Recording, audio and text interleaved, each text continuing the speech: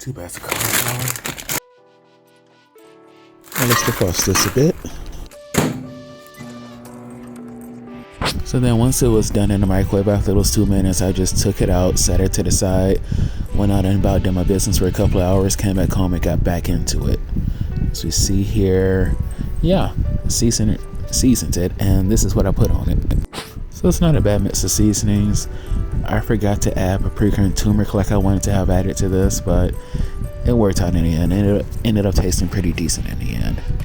So this is a batter that was made from coconut milk, beef gelatin, and pork rinds, and it worked out pretty well. I didn't bake it long enough, or I didn't air fry it long enough, or either that or I didn't do it at a high enough temperature. So that's something to figure out in the future.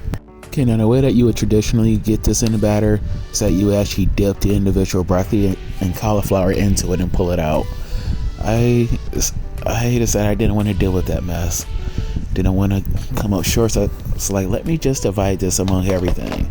So as you see, I poured it over everything, covered it up, and then I shook it up for a while, straight, upside down, all around. It got covered pretty well. So confident that it was enough, or at least close to enough. It could have possibly been more. I could have made more, but as you see there's plenty of it. And it didn't get a hard crust, and that's once again because my air fryer can only go to 200 degrees Fahrenheit. You would usually bake this at 450 for about 15 minutes. So I thought 400 degrees for 22 minutes would work out, would be a good compromise, and it wasn't. And it's not just that, I did 400 degrees at 22 minutes, let it finish, and I pulled it out, mixed it in with the buffalo sauce that I made, as you see right here on the screen, and I put in for another 15 minutes at 400 degrees as well. So this is a learning experience. It didn't come out as hard or as crispy as I would like, but it was still delicious. I ate every last bit. But let me tell you a little bit about this.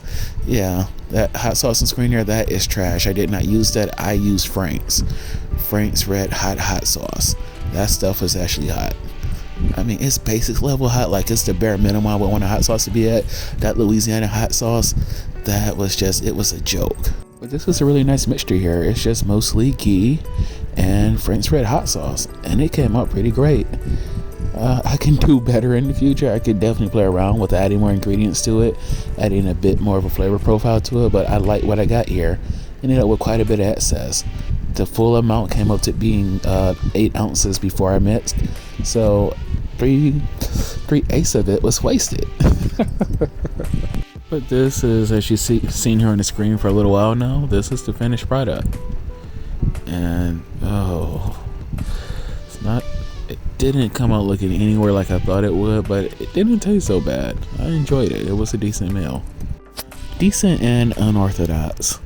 But hey, God bless y'all for watching. I mean, look at this.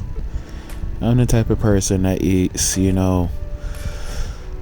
what shall we call this? Because I am not going to call it by the name that is just horrible.